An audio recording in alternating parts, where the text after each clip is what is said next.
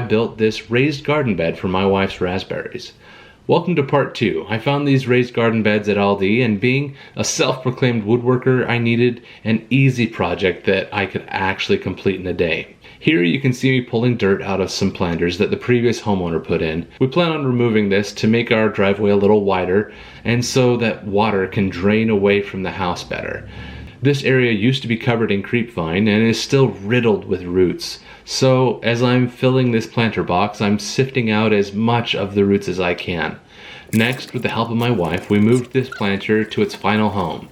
The ground was way out of level, so I threw down a couple of pavers to even things out. Now it's time to plant these raspberries. My wife found these at Sam's Club, and unfortunately they were left in their original pot for far too long, causing it to be root bound. This can and probably will slow the growth of these raspberries. They'll need a lot of extra care to get them to grow well in their new home.